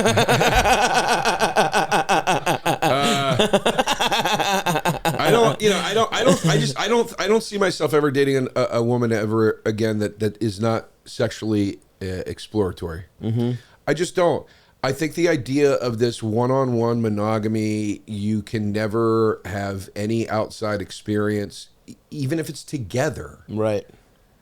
Fuck that shit, man. Like, it's not normal. It's and then all these women get, I'm not putting it on women, but I'm just saying, for example, like... Yeah, they're all whores. I see what you're saying. The women will be like, I can't believe he watches porn. It's like, what do you want him to do? Yeah, sure. You guys been together for 20 years. It's not a normal thing to go. Well, monogamy amongst our species is not normal. So if we want it to be normal, we have to start making a few adjustments. I think you're right in terms of you need to be with somebody compatible who shares your views, right? Like, I think it can work for some people, right? Like, but I agree with you. There are plenty of people that it's not exactly right for. I don't know that we can go that far with this guy, right? No, I'm not saying he's got to be like. Saying let's be open is not the solution for this guy. That's not what I'm saying. What I'm saying is like there's a version of this where it's like you might just no longer be attracted to this person due to time and basic biology and whatever you want to call it. Sure. And that's also kind of a normal thing, like, but if you want it to work and you want to fix it, then it's either got to be that you're being too shallow or you have to have a fucking conversation with her. And I also think the solution, like everything, and especially it feels like for marriage, is probably a compromise, right? Or meeting somewhere in the middle. It's like, dude, you're telling me what you're saying is like you're repulsed by your wife. Because if you're saying a woman is begging you to have sex every day and you're jacking off 4 times a day and you don't feel like you wouldn't fuck her once instead of, you wouldn't trade your hand for pussy once a day, then then it's bigger than you know what I mean? Guess what else too? What's that? You just hit something that I can't believe neither of us said yet. Dude, beating off to porn is that's true. Provingly bad. Yeah. For the sex life with your wife. That's a great point too. So as much as I understand porn and its use and why a guy could utilize porn but still love his wife and still have sex with his wife, because it is a little variety, if you will.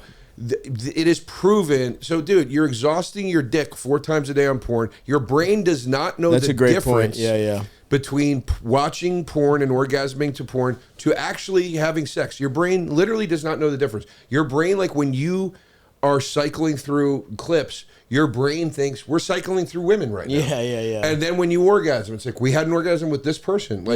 So it's depleting any chance you have. I think give yourself a porn break and see how you're feeling in a week. Yeah, no, that's true. You know? It'll make you want to fuck your wife more. And like, that's a great point. It's like, stop beating, go nofap, and you'll want to fuck your wife. Yeah. But also, I also think, like, if you're at the point where you would rather jack off and a woman that you love and is your best friend is begging you for dick, and you would rather beat off 4 times a day than fuck her even every other day, then this is a bigger problem than she put on a couple pounds. Like, you are fully, completely, not just not that attracted to her, but repulsed by her. So you have to start being honest with yourself about, is this fixable? Do you have are you beating off to like crazy shit too much? It's like, also it's like, she's put on some weight. How have you been? Are you in great shape? Do you resent her for that? Was that something important to you? That's the other thing. As you grow and in these relationships, if you don't have conversations about basic like values, and honestly, this is one of those things, right? Some people are like, hey, as I grow older, I'm just going to kind of let myself, fitness is not a huge deal for me. I'm going to try, it's whatever. Some people are like, if I gain 10 pounds a year, if I gain like a couple pounds a year and then as I age, who cares? Some people are fucking freaks about staying, keeping, like, this could just be a values thing you don't share. But either way, there's something bigger than just like, oh, I'm not that attracted to her. You have to have a conversation. And yes, what's more important? Maybe slightly hurting her feelings, or just basically slowly letting this, because what you're on is a path to this not being a relationship at all. You might argue it isn't one right now. If you're in a sexless marriage where one person's begging the other one and you can't even fuck her you can't fuck her every once in a while, bro. You're worried about a shipwreck, but this is an erosion that's happening. Yeah, absolutely. Yeah. It's just slow. The raft is slowly losing air right now. You know what exactly. I mean? Like, so anyway, whatever, man. Good luck. Fuck you. What else we got, Eldest? I'm thinking about Chinese food still. Hey, Stav. Eldest, esteemed guest, first time, long time. You know the deal. I'm 24, but I've been struggling with a sex addiction my entire adult life, pretty much. Sleeping with a lot of people I shouldn't and feeling a lot of shame and really gross about it afterwards. I'm in therapy now and we have it really under control. I'm doing really good, but my dilemma is this. I'm essentially the depraved fuckboy of the friend group, and whenever I tell my friends some of the sick shit I've done, the joy on their face completely outweighs the shame and guilt that I feel. So you're gay? And I'm wondering if you think what the important part of sex is telling your male friends about it? That's more important to you? Anyway, go ahead. And I'm wondering if you think it's worth it to keep indulging while I'm young, while I can still do it, just so I get those great stories every once in a while to tell my friends. No. When I let them know I was banging a married woman in an open relationship in a cemetery, and the laughter they had after that. Wow. I mean, that's crazy. Shit, that outweighed all the shame I felt from sleeping with sex workers. First of all, those aren't the two things that I've done. Also, sleeping with sex workers is not disgusting. No. You have a weird hang-up. Dude, this guy needs to stop being a pussy, man. He's crushing ass, and he's like, I'm sad about it. What the fuck do you want, dude? Just enjoy it, dude, or don't. And if you don't enjoy it, then don't do it. Like, the shame you're feeling is, first of all, it's very natural to feel some shame, because it's a dopamine depletion after you orgasm, which is one of the reasons why I had that my whole life. And then when I was 45, a clinician was like, I did a blood panel, and she was like, your testosterone is really low. You should get on a testosterone treatment. Wow, holy shit. So I did, and she's like, it's going to improve your sex drive in some way. But I didn't know how. She just said, that's going to be part of this. And I was like, well, that's cool. All of a sudden, when I had sex, I didn't immediately feel sad afterwards. When I jerked off, I didn't immediately feel sad afterwards. And I always thought that was like shame and guilt. And then I looked up low testosterone orgasm, and the first thing I found was it was like, you will have a feeling of depression and whatever. Like, so that's part of it. Wow, but also I've been low T my whole life. It'll get you, like when I got on testosterone, like that thing of like. So, you know, sometimes you'll, not to be crass, but like sometimes you'll sleep with, or rude, but sometimes you'll sleep with somebody and you're like, as soon as it's done, what have like, I done? I got to get out of here, whatever. Yeah. And that started going away. Like all of it was like, I was like, oh, there's a mental connection to all this. So that could be part of it. But look, you know, dude, my friend, I had a friend who, I'm not religious, but I had a friend and his friend was a priest. And he would talk about like guys coming into confession and talking about this kind of stuff. That's awesome. The priest was just letting you, just over beers telling you about that. Yeah. That's just awesome. spilling the beans. Yeah. And the priest said, he's always said the same thing. He goes, "Of course you're depressed. Your sins are many." And and he didn't mean it like you're sinning against God. He just meant it like you're living in an empty way. Yeah. Like you're living in a selfish way. Sure. Like, and that is causing, of course that's going to make you sad. So, you know, this sounds like an addiction. That's also going to carry guilt with it and stuff. And it sounds like you need to get, some of that guilt might be coming from some of these things we're talking about, but it sounds to me at the end of the day, you have an addiction, you're continuing to steer into your addiction. For some reason, you need your friend that you've got. We talked about imposter syndrome earlier. You've got imposter syndrome with your own friends that you think you need them to light up and smile and laugh at sex stories. So, and if they don't, they won't like you or something. That's all you're bringing to the table in your view. That's a good point. Is like this guy clearly his like relationship to sex is so fucked up in so many different ways. Where it's like, you know. He says he has all this shame. He says he's doing stuff he's not proud of. But then he, like, wants to tell his... Like, the fact that your friends... This is like being like, oh, heroin is really ruining me, but my boys love hearing about me doing it. It's like, come on, dude. Respect yourself a little bit. And again, we're two fucking real pieces of shit on this podcast where it's like, what you've done would not faze us, I promise you. Whatever the most disgusting thing you think you've done, I promise you, Joe or I have fucking done it. You know what I mean? So we're not coming at this from a prude perspective. No. But you clearly want to be in therapy. He's talking about how it's going well. He's in therapy. He's getting this shit under control. Showing off for your friends is like, that's little kid thinking, dude. And being an adult is like, this is literally like, you know, the classic, if your friends jumped off a bridge, would you go with them type shit, where it's like, just because your friends think it's cool doesn't mean you have to keep doing something harmful to yourself. Well, also, too, if I may add another thing, look, man, some of this can just be the sexual encounters you're pursuing. Right. Like, some of this guilt you're feeling could be like, no, I had sex with a sex worker, which is fine. There's nothing wrong with that. But it's like, but you might be like, you're in your subconscious level, shit, man, I hope that was she's clean, and I hope that I'm safe, and you know what I mean. You start thinking that you have sex with a woman in an open marriage. I hope it's actually open. What if it's not? What if her husband actually comes and hurts me? What, you know, like these are things like these people that you're engaging with. There's nothing wrong with engaging with them. But maybe it's just the scenarios themselves that are also making you feel very uncomfortable. I don't know. If you have a real sex addiction, I would start going to sex parties and shit. And I don't know. Feed it. It's like a fever. Feed the fever. Well, or starve a cold, feed a fever. At least starve a sex addiction.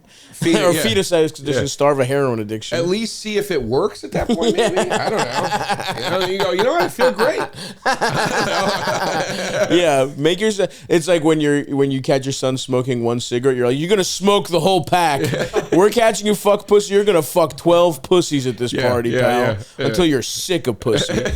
Look, go to a sex party if you want, but I think ultimately you're on the path that for whatever reason, right? even if you're in there's a way you could behave this way and it doesn't affect you, and we'd be fine with it. No one here would judge you, but it does affect you negatively, and you clearly want a healthier relationship to sex. And I agree. There's probably ways where you can maybe take away the things that make you feel really bad, and then just have a healthier, like, you know, you are young. Maybe you don't have to necessarily get married or anything, but you could be hooking up with people. But it could be people you have some kind of connection to. Mm-hmm. Either way, it's not worth. I mean, you're 24. You have to start shedding the thinking of doing stuff to impress your friends. That's pathetic. Yeah. So that's the number one takeaway. Figure out your relationship to sex. It's good you're trying to, you know, it's gotten to the point where it's addiction. You're in therapy for it. Figure out what's right for you and do that, and your friends won't fucking give a fuck. You think that's all you're bringing to the table. You're bringing more to the table. They actually fucking like you. A lot of the times the shit you worry about is just like a throwaway to people. Yeah. They don't consider you the guy who, you know, they think it's funny, but it's like, you know, those stories end for everyone at some point. Yeah. But, you know, good luck.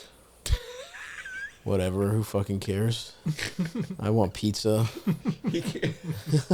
Now I'm thinking of rotisserie chicken too. Nah, dude, I want Peruvian chicken. I want a cheesesteak. Yeah.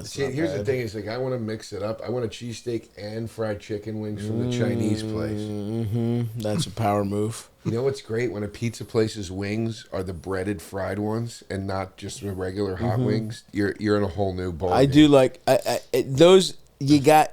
When a pizza place has good wings, huge plus. Yes. Humongous plus. But I've seen people really fuck up the breaded ones too, though. That can be an issue.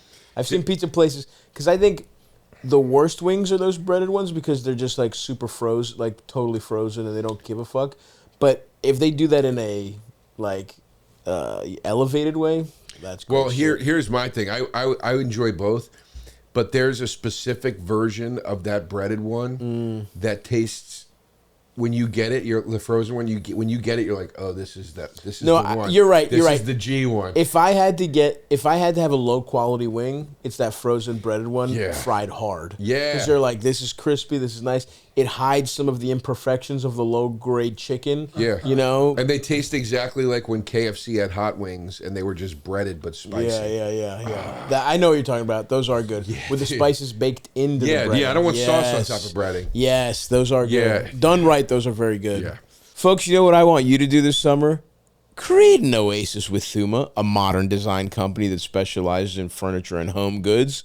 I have a Thuma bed in my beautiful home in Baltimore. That is my oasis. I can't wait to go back, actually. I'm about to go visit my family for a couple days.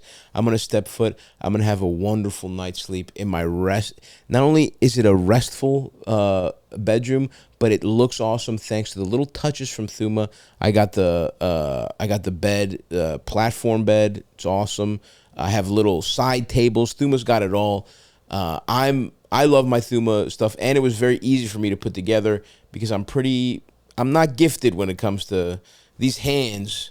My father was a contractor, carpenter. I did not get any of those skills. I'm just a little show business guy.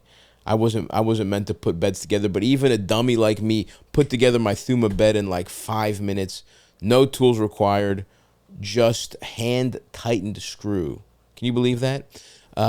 It's beautiful, clean lines, subtle curves, minimalist style. The Thuma bed collection is available from 4 signature finishes to match any design aesthetic. Headboard upgrades are available for customization as desired. I don't even have I'll be honest with you, get the headboard if you want to go all out. I just have the plain bed. It looks awesome. To get $100 towards your first bed purchase, go to thuma.co/Stavvy. That's thuma.co/Stavvy to receive $100 off your first bed purchase. All right, next question, Eldest. Let's do a couple more here. Hey, Stavvy, I got a question for you. I'm a big tits guy, and I know you are too. That's right. For some context, my wife and I, we are both in our late 20s, nice. And my wife has wonderful big ol' rack on her, and it's one of my favorite things, but she recently learned from multiple doctors now that she has a gene that increases her likelihood of breast cancer drastically. This gene basically makes it so that between now and the rest of her life, the doctors are saying there's a 60 to 70% chance that she will get breast cancer at least once. And her mom has had breast cancer twice now. Okay. So we're pretty worried about it. No shit. The doctors recommend that she gets a double mastectomy. How is there even a which question? means that I know, this is insane. completely remove both of her breasts, nipples and everything. Nipples and everything. Oh my God, not the nipples. My wife is pretty concerned about To it. save your I think wife's at this life. age right now, she doesn't want to get the procedure done because she also knows that I like breasts. What? I like big breasts a lot. So she's very self-conscious, and I'm trying to reassure her. So, in short, my question to you is, what can I do to reassure her? Every once in a while, she makes jokes to our friends that once she gets this operation done, we're never going to have sex again insane. because most of the time I get hard by playing with her boobs. So, I want to reassure her So is the that doctor. she can be comfortable getting this procedure done, and we will stay together forever. So I just want to hear your advice on this, and maybe what would you do in this situation for yourself? Okay. Thanks. All right. Bye. This is better than I thought it was going to be. Yes. But also, I'm sorry, I'm confused. You can't get fake tits? What the fuck? Yeah, no, they reconstruct. They make a new Didn't nipple. Angelina Jolie famously get a double mastectomy so, and yeah. she has big ass fake tits now? They make new tits. They make a fake nipple. They tattoo. What they do is I learned how they make the fake nipple when my mom had breast cancer. They take a You're piece like, of skin. give her a nice rack. You're like, I'm staying on the road extra mile. You're getting the top nipples they can get you. They take a little piece of skin and they make like the bump part, and then they tattoo the areola. Oh, look at that. And they make like a fake nipple. Perfect. Yeah. Yeah, I mean, look, what are we even fucking talking about? First of all, what the fuck is wrong with how low is your wife's self-esteem that she's like, well, I'll just have a 70% chance of cancer so my fucking husband can get hard. Here's my question, and maybe I'm ignorant as shit. Why do you have to preemptively do it? Why can't you just keep getting regular checkups, and then if they see signs of cancer, then do it? I Googled it when I got this question because that seemed a little weird to me too. Like, why would you preemptively do that shit? But that is something that is done when there's a high likelihood of breast cancer. I know. So there's got to be a reason why. Yeah, I think it's probably just safe. It's like it is kind of like a standard route you can take if you're highly likely. If to that have was breast me, cancer. right? Like if that was me and they're like testicular cancer, you could get one of your nuts. I wouldn't check my nuts every 4 months. I would get them chopped off and get a little fake nut in there. You know what I mean? I wouldn't risk this. So I think it's That's just a little easier though. But I'm just trying to say I see why you would just do it. You know what I mean? Because it's like if you can just remove the likelihood that cancer is coming into your, into your body at all, I think you do it. I know a girl who had this done when she was 22, and I met her after she had this preemptive thing done. And she was one of the hottest girls I've ever seen in my life. I saw her. My buddy was hooking up with her, and I slept on her couch one night. And in the middle of the night, she came out for water, and she was in a tank top and panties, and she was one of the. I was like, yeah, you can carry on. Yeah, absolutely. Yeah, this is I mean, is there some reason? Is there something we're missing about not getting implants? I don't understand. Because he didn't really mention them, and that seems to me the answer. I'm assuming he left out a detail of either my wife doesn't want to get fake boobs, or, there's no way, or I, I'm not attracted. I hate. There are guys out there. I'm not defending it, but there are guys out there that are just I loathe fake tits, and they turn me off. I couldn't be more anti. I mean, that's ridiculous. I don't. I've said this before. It's why are you standing in the way of science? Yeah. It's I've said it again. Okay, don't have air conditioning. Yeah. Don't drink fucking pasteurized milk. Then you know what I mean. We have technology. Don't take Advil when you have a headache if you don't want science. Man. I feel like there's a part of this. He might have left that out where he was maybe she's no, I won't get reconstructive. But somebody, or maybe he's I'm turned off by fake boobs, and she's well, then I don't want to do it because I don't want you to not be attracted. I don't know. That's crazy though, because this woman is saying she's thinking about risking keeping her tits around for him. She wouldn't get fake tits. I don't understand. So anyway, reassure her. So I, get breast implants and then be like, also, the fact that you've let this go on this long is insane. The fact that this comes up and you're like, hey, you're being ridiculous. Like, I love you more than anything. The idea that you would not do that, you would risk your life for this kind of reason, I'm almost offended that you would play with your life for like that. Like, I can't even, the fact she's even making these jokes, like, how haven't you nipped this in the bud? Like, I know, we're comedians, whatever, everything's, but it's like, I would have to sit my wife down and be like, we're not joking about this. This isn't funny. This is your life. We're gonna do this. Control her. Yeah, exactly. Yeah, control your old bitch. Control your fat-titted bitch and get her some big fake tits. I mean, that's it, dude. Chop her big natties off and get her some big fakies. And then for the rest of your life, you get to hold that over her head. Yeah. And who bought you those titties? Exactly. I guess this is a power move, dude. Yeah. Take it. Take the power. It's the most. I've said it. We've said it on the podcast before. It's one of the most romantic things I can think of is buying somebody fake tits, because there's no guarantee. She leaves you. Those tits go with them. Pussy reconstruction. I think that's the most romantic thing. So when you say, "Honey, can I please pay to reconstruct your lunch meat pussy?" That's beautiful. That is beautiful. Yeah, and I hope you find that one day, Joe. What else we got, LD? You know what they should, when they do a vagina reconstruction? What about? They should put one of those automatic air freshener things. Goes off every 25 minutes. Yeah. Couldn't hurt. From the top corner, they're just like the glade shit. Yeah. I don't want to do chemically though. I want to just fresh air. Yeah, we'll think about it. All right. We'll draw some schematics up. Hey, Stav. Hey, Otis. Hey, esteemed guests. Have a question about a group of guys that I've been friends with since college. We had a fantasy football league, and it's been going on for a couple of years now. The problem is the guy that is the commissioner had a fight with one of the guys, and they left. And so last year, he invited his wife to join the league. His wife is cool. It's fine. But the problem is that they started trading with each other, and everybody else is pissed now.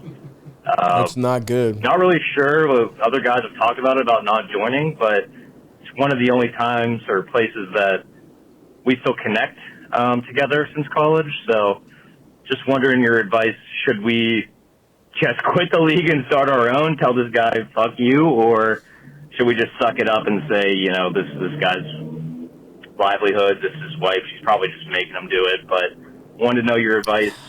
Saw you on the road on the Dreamboat Tour. It was fucking awesome. Thanks for coming, you brother. and JP both killed it. Thank you. Bye. I mean, look, his wife's cool, but it changes the vibe immediately. Like, it's like, it just becomes a different thing. With a fantasy league, when it's like almost like a reunion with like, think about your group chat with the fellas. Think about if one of their wives was in it. It's a completely different place. Even if she's cool as shit, there's no way it's not a little neutered. I got to be honest, and I feel bad. Yeah. I zoned out. I didn't listen. I don't even know what you're talking about. Something caught my attention. What's this problem? Basically, sorry, he's in a fantasy football league. It's okay. Thank you for your honesty, being upfront about it. Yeah. This guy's in a fantasy football league. The commissioner got in a fight with some guy, kicked him out. Okay. The commissioner's wife is now his replacement, right? And he's our wait, caller here. Wait. The commissioner got kicked out? No. The commissioner kicked the guy out, and then the guy who got kicked out, then the commissioner's wife replaced the guy that got kicked out. Yes. Got it. Okay. So, and our caller's not even mad that the wife's in there. He's just saying now they trade with each other, and so it's clearly unbalanced trades, is my guess. So here's the thing. Yeah, you don't just plug. What was the criteria for your wife to take the spot? Yeah, I mean, that's nuts. Here's what I would say, for real. Here's what I would do. I would say, now, does anybody else want to be the commissioner? Because basically, the commissioner can veto trades. And so if they're doing a clearly unfair trade, the commissioner has to have the power to veto, right? So what I would say is like, hey, if you want your wife, because if they've already done this for a season and they're trading ridiculous, you should be like, hey, man, and you have info, right? Like you have all the old trades. You could be like, you know, this is crazy. You fucking traded, you traded, I don't know, Justin Jefferson from Miami's defense or whatever. And like that should not be allowed, whatever. He has to relinquish, if he wants to keep his wife in the league, he has to relinquish his powers as commissioner. And somebody else has to do it. Why do some men and women not get this? Why? It drives me crazy. There's nothing wrong with a group of dudes remaining a group of dudes to do whatever their version of dude shit is. I'm not saying that women can't be in these leagues. I'm not even saying that men and women can't be in these leagues. I'm saying that what was already pre-established here was it was a dudes club. Mm-hmm. And it really drives me fucking crazy that like there are guys that just don't get this and they just show up to a dude hang and like they bring their girl. And it's like, dude, I like your girl. I love your girl. Yeah. But this is a dude hang. This was not the time. And it just shifts things a little bit. Absolutely. And for any women thinking that I'm being sexist or whatever, I'm not. Because I want you to think about when you have a girls' night and one of your guys shows up, the fucking way he shifts his energy. Yeah. And comes in like, uh-oh, ladies, girls' night. And starts literally acting more like a chick. Yeah.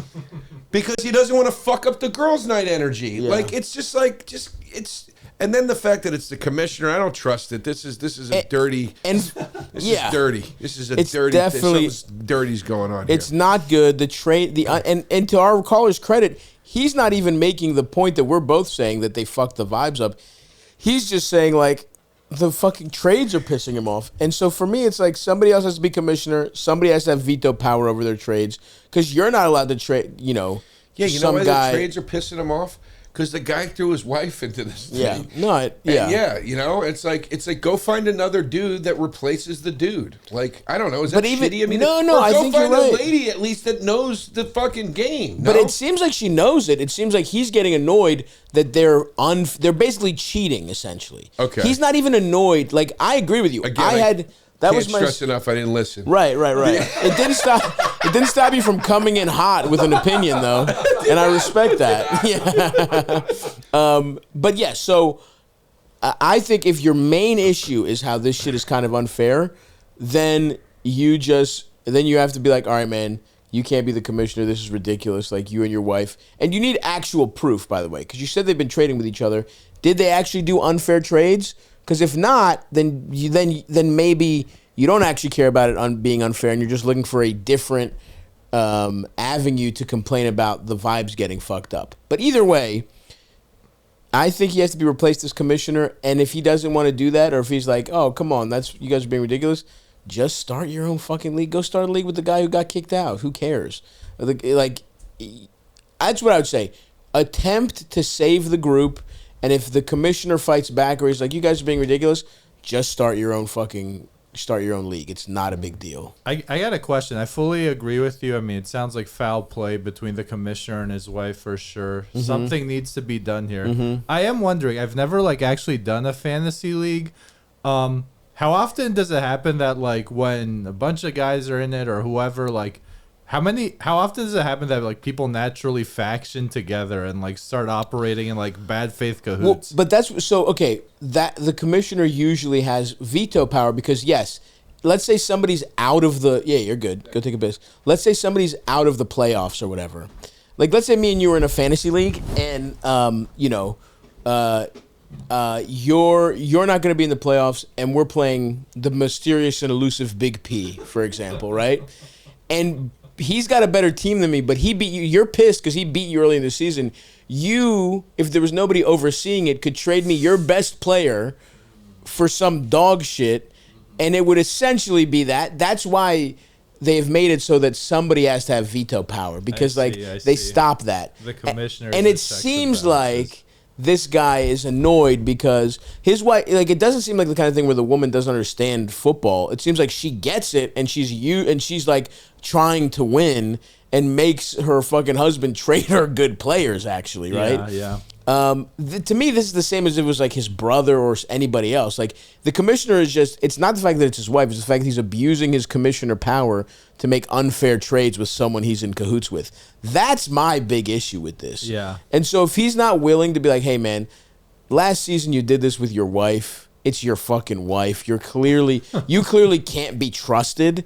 We need to take veto power away from you. Yeah. If he fights you on that, then fuck it. Just start a new league. Who fucking cares? Yeah. He already kind of fucked the vibes up by bringing his wife into it. Yeah. Absolutely. You know what I mean? Like, damn.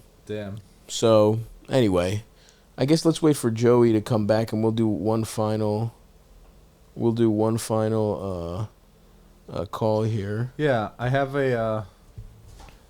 a fun little fan theory about a call. Okay. So okay, I like that. I think Joe's washing his hands more fucking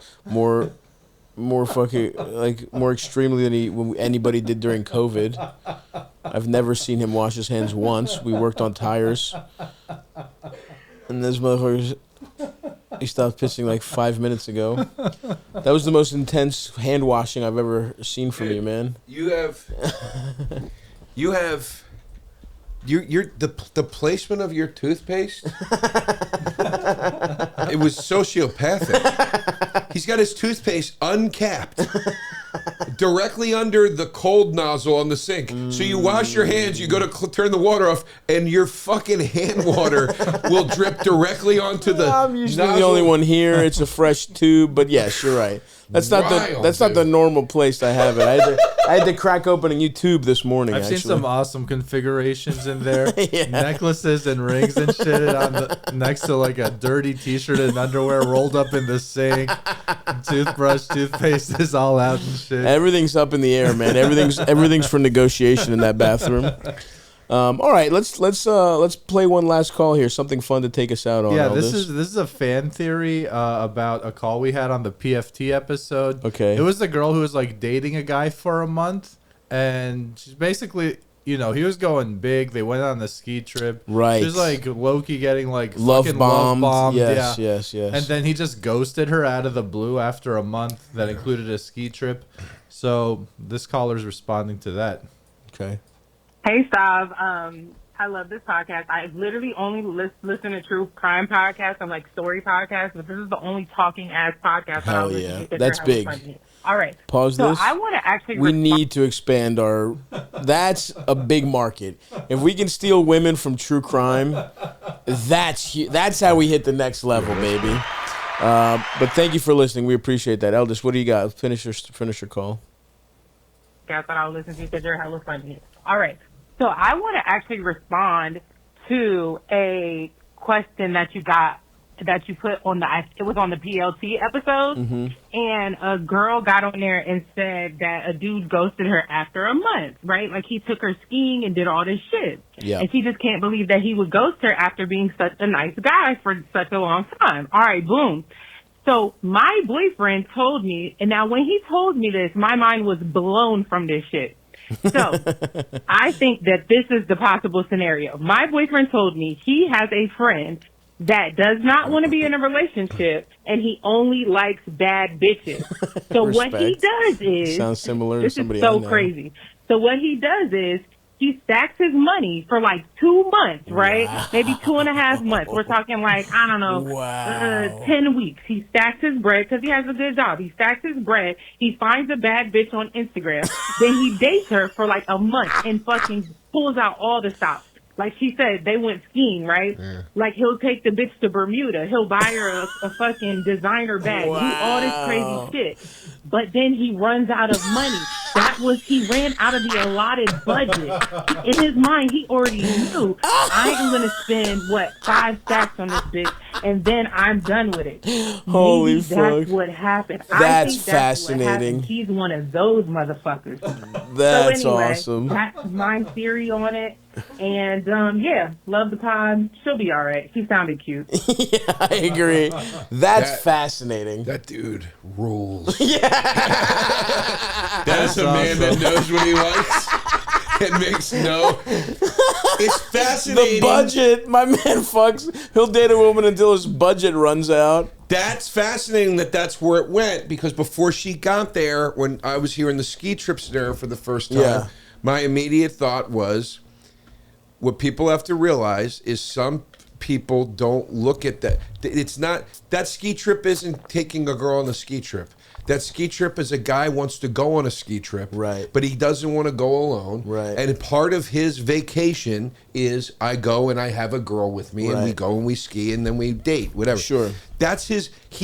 That is a guy going vacation first. Yes, that's a good point. And then plugging in whatever the components of the vacation are.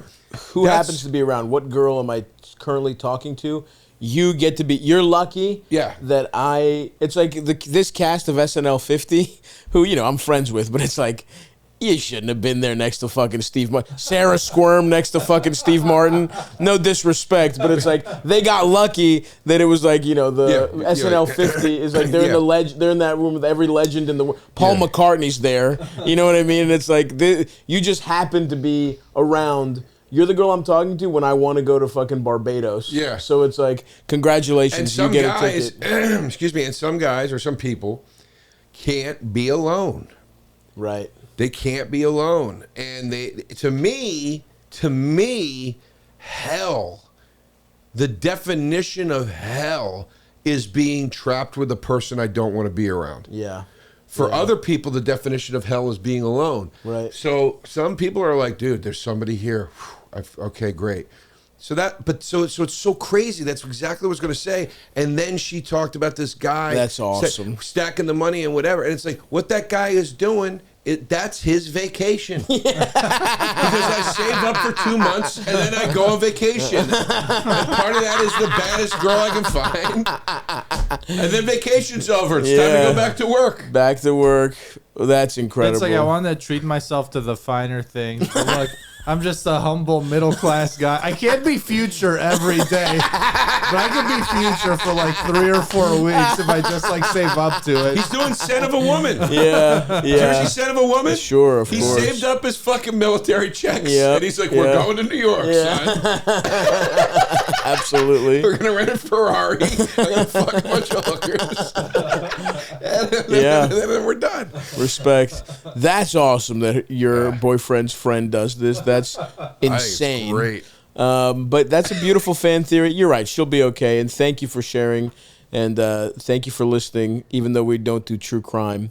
And by the way, one other thing. What an awesome way to be a fuckboy. Yeah. He saves money and then spends on these girls. It's not like he just tries to get laid and he ghosts. Yeah. Or they go Dutch on the check and he still tries to have sex or whatever. He comes in hot. He spends money. These girls leave with purses and shit. Yeah. It's a game show. It's so methodical. Yeah. That's fucking You're great. right. It is, someone argues slightly sociopathic, but it's also compared to just the classic thing was I fucked this guy. He didn't even have a bed frame. That was the hack joke for a while, for 10 years. Bed frame and one set of sheets, right? Mattress on the floor. Yeah. Would you rather have that? Would you rather fucking hit the slopes and get a Birkin? So beautiful. I love it. I also love that she did kind of break it down and unfold it and make that connection, kind of like in the true crime. She style. did. She really did, dude. You got talent, sister. Get out and start your own shit. That's great. She really did. You're right. She was like, okay, boom. She's fucking each thing. She's connecting it. Yeah, you got talent. Yeah. Maybe it's the first podcast, Stavvy Baby Podcast Studios signs, dude. Yeah. Or Eldest Studios. That's where you're trying to make the. You sign her to like a 60% you, 40% her contract. I'm like, hey, I got the platform, baby girl. But we can make this big. We can blow this up. All right. Well, that's going to do it for us this week. Thank you, everybody, for listening. Joe, thanks for coming on. It was so fun, dude. Brother, dude, this was awesome. This was man. great. I had a blast. Thank you for having me. Had a great time. And, guys, go watch the special out right now.